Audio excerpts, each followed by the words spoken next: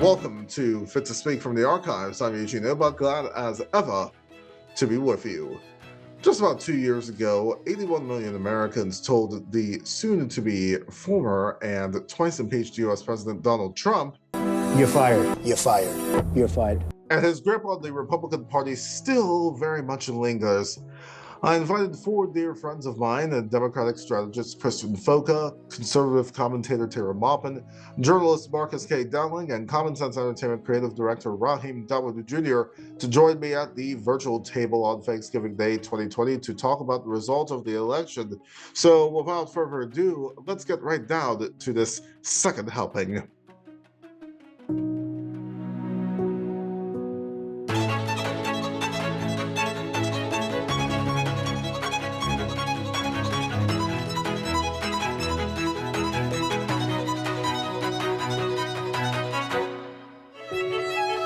Hello and welcome to Fit to Speak. I'm Eugene Obah. So glad to have you with us. It's Thanksgiving Day here in the United States, and while many of you, I'm sure, are thankful for the fact that you will not be sharing the table this year with your crazy in-laws or that uncle who, quite frankly, just won't shut up about his warped political views, I'm thankful for having a small part of my Thanksgiving with four people who can actually discuss the aftermath of this 2020 election and what it means going forward in good faith. And that's right, folks. We're discussing politics on Thanksgiving, so you don't have to, especially with that pesky little sister of yours on Zoom. Anyway, let's not waste any time, and let's get right to our panel. And joining me now is Marcus Dowling, journalist, media entrepreneur, and cultural creative, Kristen Foca, Democratic strategist, Maupin, conservative commentator, and Raheem Dawodu Jr., the creative director of Common Sense Entertainment. Guys, welcome. It is so nice to have all of you on the program today, and let's go ahead and get started, all right? So, Kristen, I'm going to start with you, okay? As we know, as of the time of this recording, votes are still being counted in some of the states, and, there's been record turnout for this election. Record turnout. It's been unbelievable, and, it may very well be the highest turnout since 1900, although it's important for us to point out here that women at that point, as well as minorities, did not have the right to vote, in that period. And 18 to 20-year-olds, they could not vote until 1971. So what do you think drove the turnout in this election, and what's your reaction overall to Biden's victory?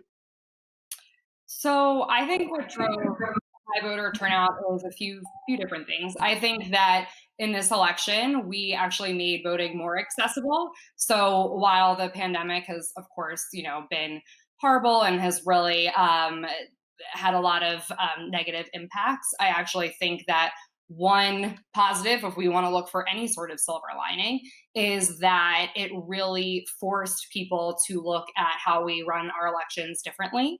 And so, for instance, I'm in New Jersey, and this was the first time that we had every single registered voter received a postage paid vote by mail ballot. And so I think that giving people options, whether that's early voting or having more polling locations, vote by mail, all of those options, I think, are really the number one factor in driving up voter participation. We had ballot drop boxes, which were available 24/7, which, for me, working on a campaign, that was fantastic. I could vote anytime, whenever I had a quick spare moment. So I hope that we really keep a lot of these things in place. I hope we even expand access further. So I think that voter access is the number one thing. We also, of course, have seen grassroots movements like in Georgia, Fair Fight, Stacey Abrams, and different organizations that have been working for years now in registering more voters and, making sure that more people did vote in this election. So I think that that is the number one thing. And I hope that we continue these practices moving forward and continue to make it even easier for people to vote. I also do think that right now, there's the people at the top of the ticket were two very well-known people. So while it was a very contested Democratic primary and, lots of people supported different candidates, I think that at the end of the day, having Joe Biden at the top of the ticket really met the moment. I think that it would be very difficult to have really to introduce people to a new candidate when you can't have these big rallies and meeting people in person was limited. And with Joe Biden, he's a vice president for 8 years and a senator for Delaware, and has run for president many times or 3 times himself. So everyone's familiar with Joe Biden, and then of course everyone's familiar with the current president, Donald Trump. And so I think that having two people at the top of the ticket that had such name recognition, I think was really beneficial in this election. And of course, there was a lot of polarization. And so from both sides, I think that people were really motivated to vote. And so while we're happy on the Democratic side that Joe Biden and Kamala Harris ultimately prevailed, there was really high voter turnout across the board. So, a lot of the thought process behind getting people out to the polls is that it's going to benefit Democrats. And I guess really in this circumstance, it was vote by mail that helped the Democrats the most, because it just, for whatever reason, we don't really know what that is, other than I guess Donald Trump telling people to not vote by mail. Democrats did vote by mail in higher numbers. So I think that at the end of the day, having more accessibility to our democratic process is going to result in higher voter turnout, and that should be our goal moving forward always. I think that, Kristen, you bring up a lot of interesting points, and especially with the issues of vote by mail. And let me get to you, Taylor, actually, about that, about your overall thoughts about this, because, of course, as Kristen pretty much enumerated, people were very happy. If you look at the streets and all of that, people have been very happy with Joe Biden's victory, even though, okay, maybe he wasn't the best candidate, or that sort of thing, because of course, as you mentioned, Kristen, we had that very contested primary on the Democratic side of it. But there is, of course, the rhetoric that current President Donald Trump had about vote by mail, about the mail-in ballots and everything else. I do say this: universal mail-in voting is going to be catastrophic. It's going to make our country a laughingstock all over the world. Absentee is good. Mail-in, universal, is very, very bad. What do you think about what has been going on over these last few weeks? And think about also it this way. There wasn't much of that blue wave, though, as was, I think, expected. Riff on that a little bit. Yeah, so the Republicans were able to hold the Senate and gain a little bit in the House. So that indicates that, overall the nation is happy with the Republican agenda. So it's an extra surprise that Joe Biden appears to be the elected president. There's several lawsuits pending, so I'm not going to concede for anyone yet, but that will happen no later than December 14th, when the electors finally go to cast their ballots. As far as mail-in voting, that is very rare throughout the world. So I'm very concerned with secure elections, and a lot of other countries are as well. It's not uncommon. Even in Mexico, there's, you have to have an ID to vote. Japan and Poland have limited mail-in voting for those with very special needs. But overall, mail-in voting is not like widely practiced for security purposes. So I know on Thursday, November 12th, the Cybersecurity and Infrastructure Security Agency put out a statement saying, this election was completely secure, and nothing could have happened. Well, we have Sidney Powell, lawyer for General Michael Flynn, and Rudy Giuliani, lawyer for Donald Trump, saying the exact opposite. So there's limited time for those court battles to play out, but we shall see. But now it does look like, Joe Biden will be our next president. Yeah, I think that in looking at some of these lawsuits, and all, there have been a lot filed by the Trump campaign, everything else.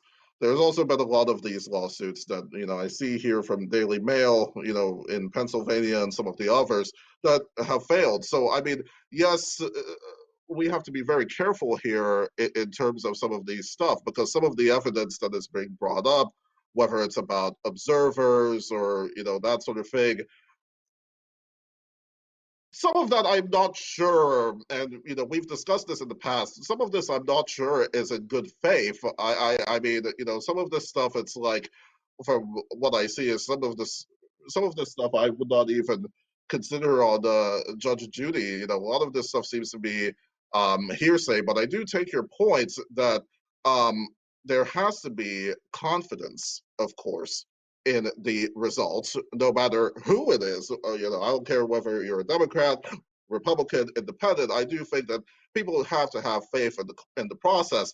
And I think that, of course, in the pandemic, there had to be an option. There had to be, because of course there are lots of vulnerabilities, in terms of people and what have you.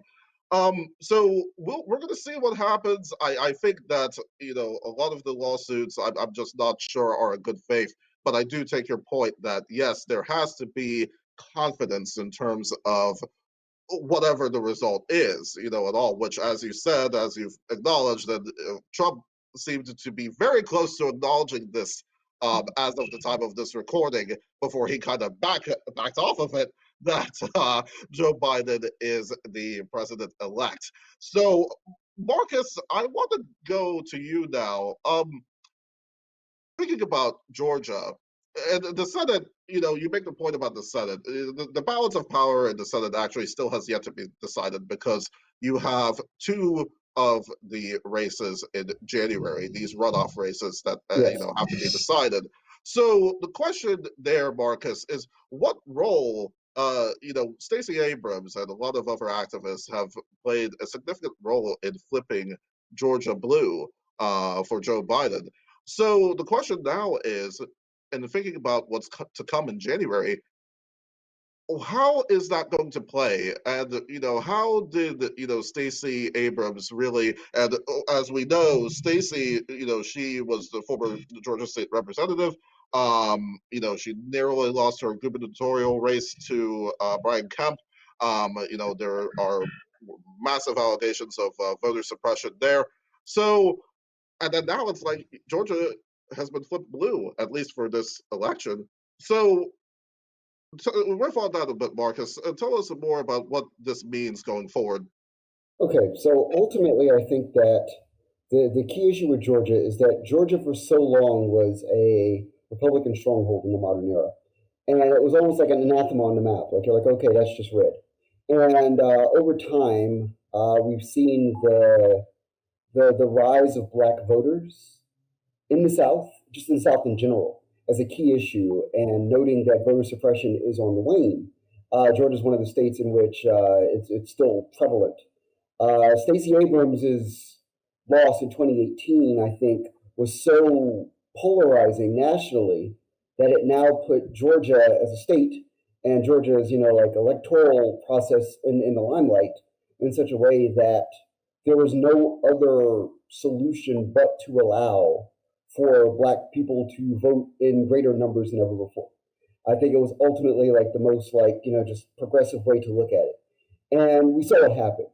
I think that what that ultimately showcases is the strength of Stacey Abrams as a pop cultural figure, as much as she is a political icon for this era. And I think that's important, because you need people that ideally capture the zeitgeist. And so, okay, like voting and, like black voting is an issue, and you want to get out the vote, you want to make sure that you're going to the polls. That was important. I think that looking at and to be perfectly frank, in my mind, the January 5th elections, the runoffs, are more important probably than the presidential election was. Because when you look at the balance of power in Congress and just how diametrically opposed the left and the right are, having control of both houses of Congress is almost like having control of the entire country, in a way that almost removes this out of democracy and puts us more into populism in a very real way. And I know that a lot of people are frightened by that, but I think that ultimately, if we're looking at some way to get past, any sort of negativity about 4 years of Donald Trump, then having a left-leaning coalition doing the hard work, I think is essential. So I think that this makes this race, these two races, incredibly important. And as far as Abrams's role, again, like having somebody at the forefront who is a pop cultural figure who makes voting the coolest thing to do in the world, I think that's important. And I think that even deeper, if you want to talk about the Democratic Party moving past even 2020, having a Southern Democrat that is culturally popular around the world has always proven to be important for American politics in general. So looking at Stacey Abrams as somebody who's a person of interest even past 2020 is important, and looking at getting Democratic voters out in great numbers even past 2020, that's important too. So that's my thoughts. Those are interesting stuff there, Marcus, especially looking to the future, especially not just in terms of 2024. I think everybody's almost kind of fatigued as to what's happened in 2020 here, especially in taking, what was it, 4 or 5 days to call the election. But also in thinking about the midterms too, and Raheem, I'll have you jump in on this. What does the future hold for somebody like Stacey Abrams in the Democratic Party, especially in terms of the midterms and the 2024 election? Because really, think about it, you have, as we've said, we have a very divided country right now, as evidenced right now by not just what's been happening on the streets, but also in terms of the result thus far as of this recording. So, what kind of role does Stacey play in this? And then think about it this way as well. I think that a lot of the energy in the Democratic primary, I think it's fair to say, was with Senator Bernie Sanders. So, in terms of Stacey Abrams, the question is, does she run in 2024? What's the role there, Raheem? Well, from where I'm sitting, I think that she probably is going to challenge Brian Kemp again in 2022. So we have to also remember the midterm elections that's coming up. And I think that one thing that's been talked about a lot, but has not been talked about that much, is that the midterms are coming up, and that Republicans control many state legislatures across the country.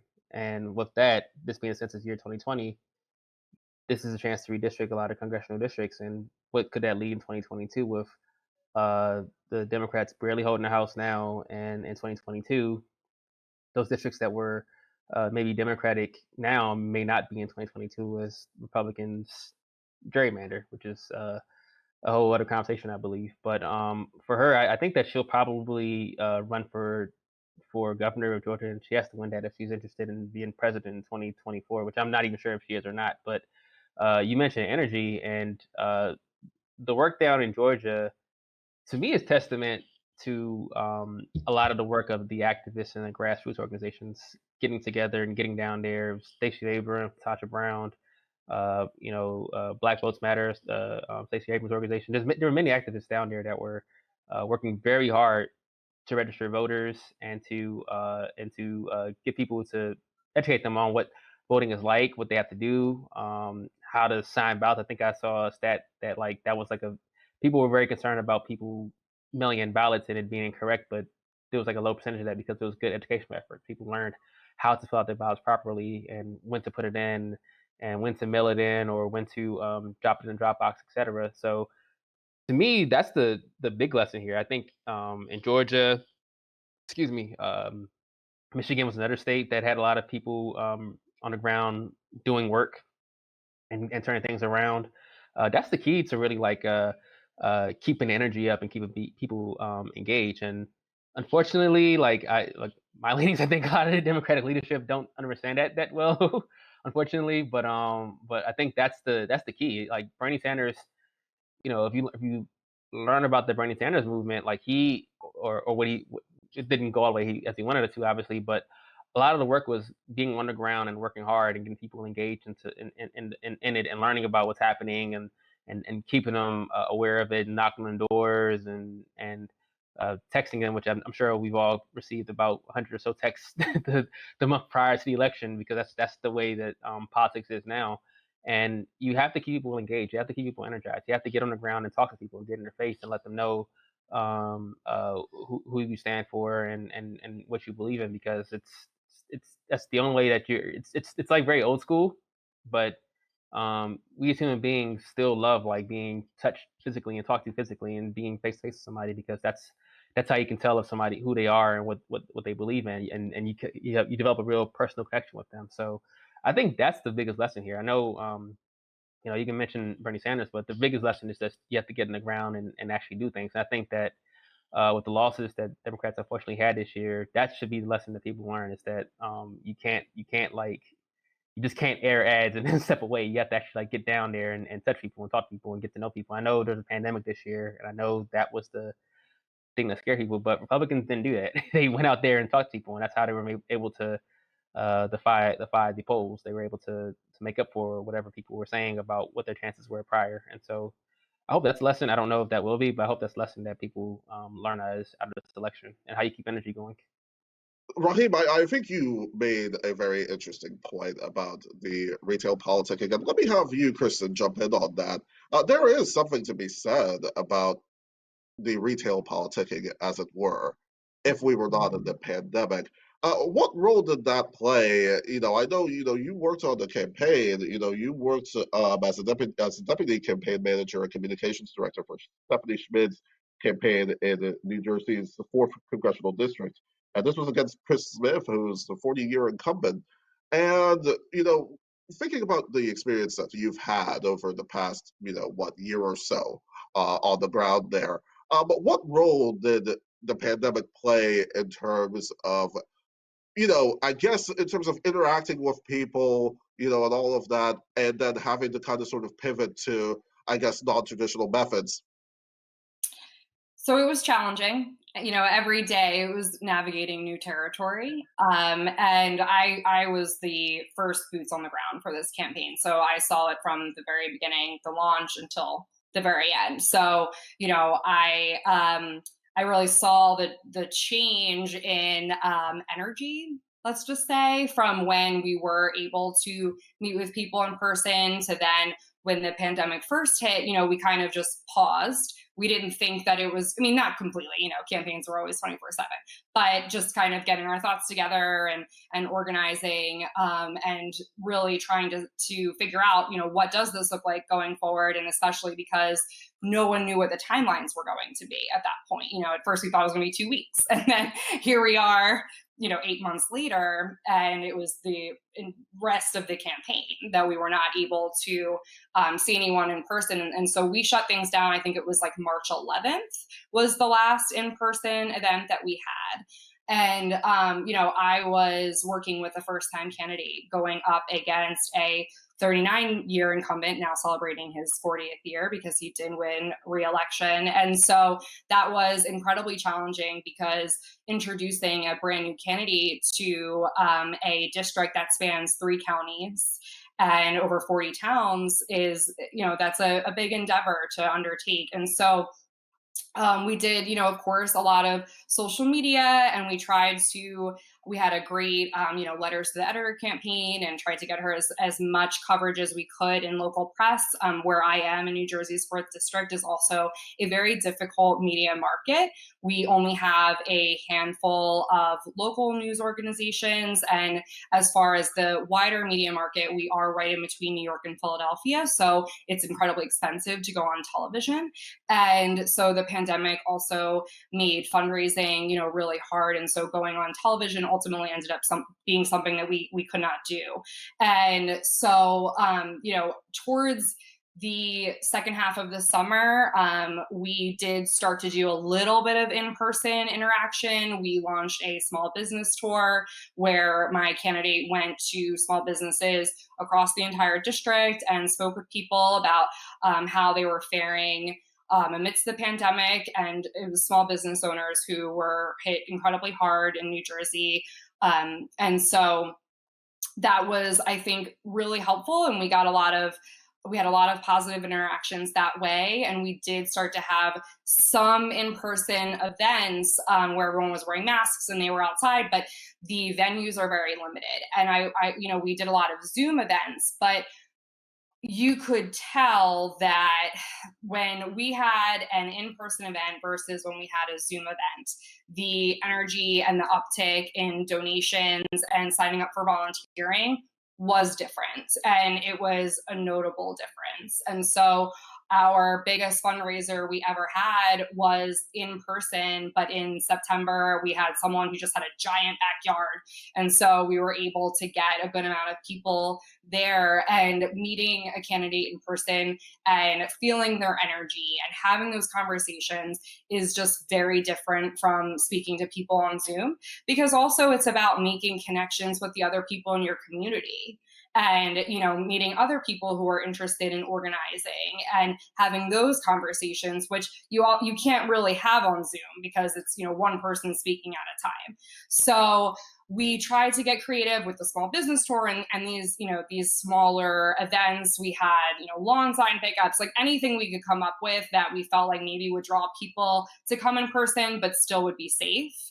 And ultimately, it wasn't enough, especially when you're going up against someone who is a 20-term incumbent. So, but we tried. Hey, it's the effort is just the effort is made at all. And you think about it though, you had people, in these events wearing masks, socially distanced, people were being responsible. But then you have the current now outgoing President Donald Trump, who did super spreader events, on the White House lawn and so many other venues. I was a little worried at first until I saw the crowd at the president's rally in Michigan last night. Yikes! I need a nasal swab just from looking at that. And a lot of his administration officials had the virus. Mhm. I mean, it's just one of those things. And then yet he came up short, as really as well. So, I mean, it's like 72, 73 million votes, but he got 72, 73 million as of the time of this recording. So, it's one thing that, again, just kind of sort of the striking contrast, it seems, um, in terms of how the campaigns, especially the Biden campaign and the Trump campaign, approached their campaign events and everything else. And well, of course, now we see the result. It seems that being responsible, and all that, being responsible, having the mask, having the distancing, having all of that stuff, seemed to work out well for Joe Biden and everything. Um, but here's another interesting thing, guys. And I'm just gonna go around the room here, and let me start with you, Raheem. Um, let's talk about polling, right? Of course, the mainstream media, everybody likes to talk about polls. Everybody talks about who's up, who's down, in and out, that sort of thing.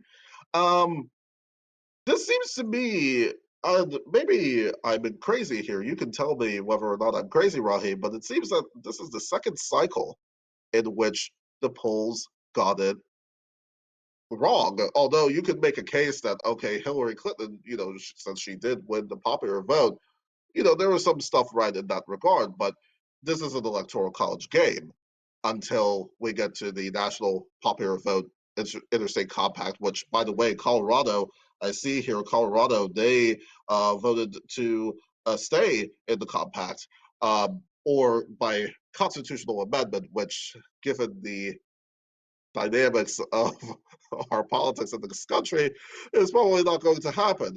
So, my question to you, Raheem, and then we'll go around the room here. The polling, should that be abandoned once and for all?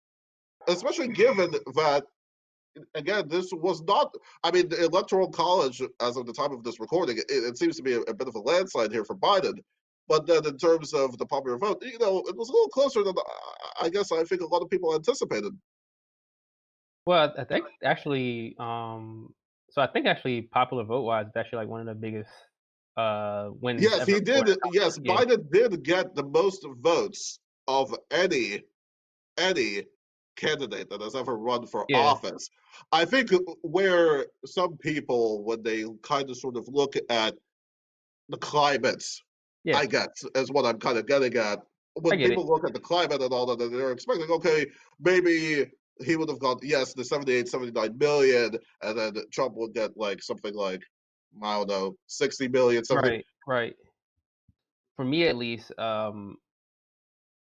there's two polling. So there's the polling that you ask people what their interests are in these different topics. So, how do you feel about healthcare? How do you feel about school funding? How do you feel about taxes, infrastructure, et cetera, et cetera? Those are the questions I think that you might get the best uh, thoughts of people. Like you might get people like to understand. Like if you poll somebody with those different topics, they might give you like the better answer because there any like real, unless it's a hot button topic like abortion or something. There's not like really any major like polarizing thing. Like people want to get paid more money. People want like a better job. People want better healthcare and so forth. Those are things I think that you'll get more truer stuff. Now with candidates, especially when you attach the D and the R or the blue and the red or whatever, that's when you start getting people to either people won't answer the phone, because I think most polls are done by landline, I believe. So that's something that you have to kind of consider as well, is that we don't have a phone in our house, and I'm sure most people on everybody on this talk right now don't have a phone in their house. We don't have a landline phone. We all have cell phones, and so that's something that needs to be kind of considered. Is like what's the polling methods? What are you actually using to poll people? Uh, the other thing as well that that's concerning is that this nation is very polarized. People feel very strongly about their political parties, and and the other thing too is we don't really have a good sampling of what people are in this nation. Like if you look at certain polls, they'll have if you look at the crosstabs, um, you'll see a candidate that's polling higher, and you're like, okay, that's kind of a wild outlier. You look at the breakdown, it's like, okay, they're taking this segment of the population more than any other segment. And is that really representative of what that district, state, or region is really like? We don't know. It's just a guessing game, and I guess, and it's actually been like 3 cycles now. I think they got 2018 wrong as well. They underestimated how big the Democratic wave will actually be during 2018 for that cycle as well. So the real question really is to go back and actually like re-look at what polling is like. But I feel like we had that conversation in 2016, and we kind of forgot about it, and then we got to this election cycle and we're like, what the heck happened in 20 with the polling and stuff. So I don't know. I think the bigger thing is we need to stop this horse race thing that's gone on in our politics. I think that polling has really contributed to that, and it doesn't really like help us with any like discourse. It's all horse race. It's all like, okay, now down stretch they come. Biden's in the lead by by 20 legs or whatever, which is like, there's not executive order. This is actually executive. This is actually people like lives, livelihoods, and politics and stuff. And so I don't subscribe to the polling that stuff. I've been following it. The only thing I knew this year was that we'd have like a huge turnout because of the uh, the president himself was very polarizing, and people were very like passionate about him one way or the other. And we were in the middle of a crisis in this country that made it easier to vote, like Kristen said earlier.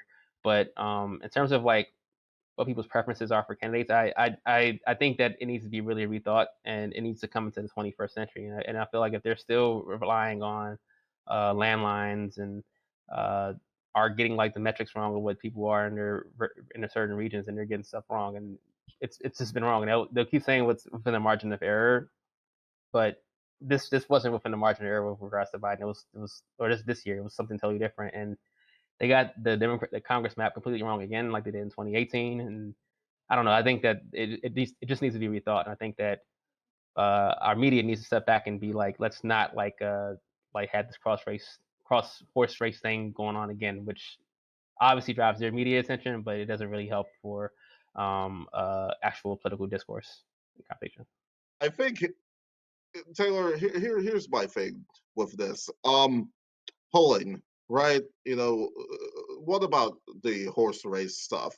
that Raheem just mentioned. You know, a lot of the media, they covered this race as kind of sort of politics as sport.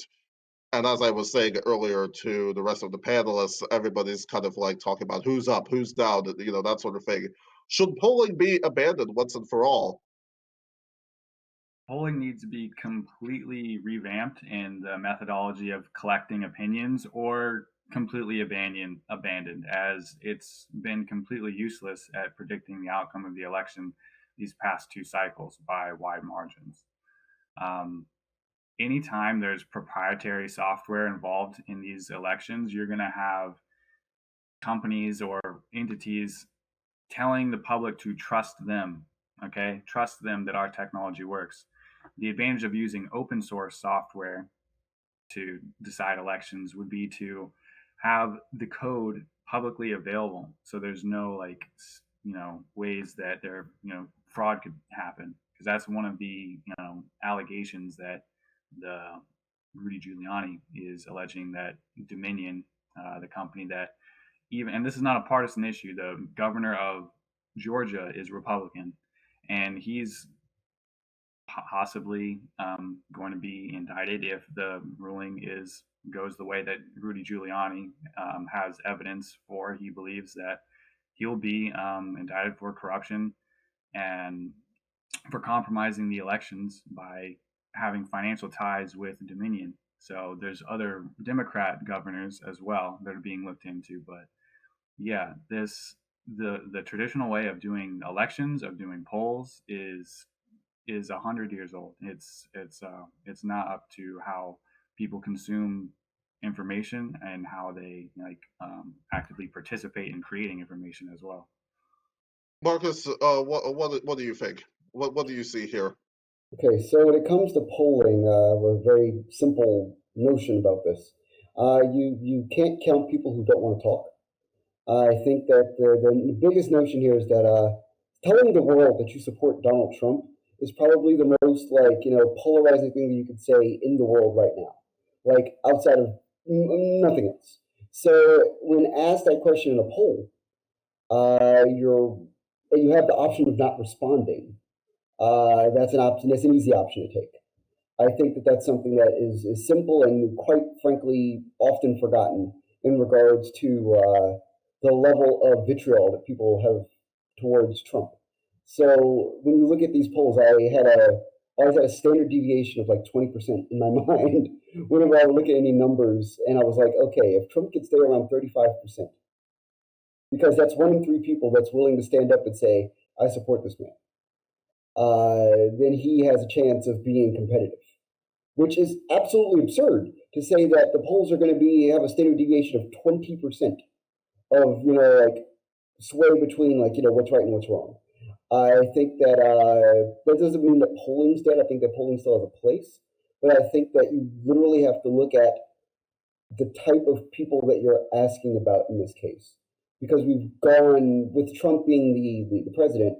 We've moved past simple politics. We've moved into the mixture of, again, like to get back to the point I made about Stacey Abrams, popular culture and politics being bedfellows. And that's something that we've never truly had in American politics. In other countries, in Greece and Italy and in Soviet Union and places like that, there's been a large, preponderance of that. But in America, we've never really had that to this level.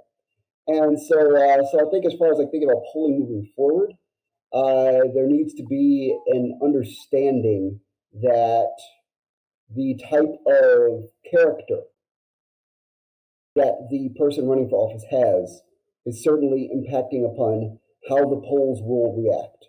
I think that looking at 2024, 2028, so on and so forth, past this cycle, I think we're going to see a very marked shift in polling numbers, because we don't have the X factor of one of the world's most polarizing, television figures being, in the electoral, process for the presidency. So that's something to think about. Kristen, what about that? Marcus makes a great point that Trump will not be, on the ballot, obviously. Well, maybe if Maybe some that's not stuff is to obvious. be believed, that 2024 he may come back. Who knows? I mean, the jury will be out on that one. But is Marcus right? Is with the prospect of Trump not being, at the head of the ballot on say the 2022 midterms, will that dynamic change in terms of polling? And the thing, and again, just kind of weave your experience, running campaigns and everything else. Um, what do you see here? So, I mean, I don't know that I can predict how not having Donald Trump on the ticket will impact polling. But one thing I will say is that whether or not Donald Trump or Donald Trump Jr. or whoever is on the ticket in 2024, what will still be around is misinformation. And so I actually think that that is really the number one challenge for our country moving forward is, and a huge reason, like, yes, Donald Trump himself is polarizing, but the misinformation campaigns that have, taken really control of a lot of media, I think we have a lot to go up against and moving forward, whether that's 2022, 2024, just from here on out, as long as there is social media, which there will be, moving forward, we have a lot of challenges ahead. And how do we counter that? And, going back to what we were talking about earlier, I mean, I personally think that it really is ground game and organizing and having people be able to meet candidates in person and realize that they are not necessarily the caricature that certain media outlets or, social media commentators or whatever are painting them to be. And so, regardless of who's on the ballot, I think that misinformation is going to impact how people view those candidates greatly. And so I think that until we can counter that and get that under, on a more stable ground, I think that I can't really say what polling is going to look like, because I think misinformation very much impacts polling. Misinformation in media is indeed a problem, and we'll pick up on that next week on Fit to Speak from the Archives. And if the nonsense spouted about U.S. President Joe Biden's speech earlier this month by CNN's Breonna Keeler and Jeff Zeleny are any indication, I'd strongly advise that both of them set an appointment to watch. In the meantime, be sure to follow us on all of our social media accounts, and be sure to check out our Substack and Patreon pages for exclusive content and to support all of the work that we do here. Finally, don't forget to subscribe and ring the bell on our YouTube channel so that you do not miss any of our episodes. Until next week, I'm Eugene Obah. Thank you so much for watching, and remember, the best things in life are worth saving.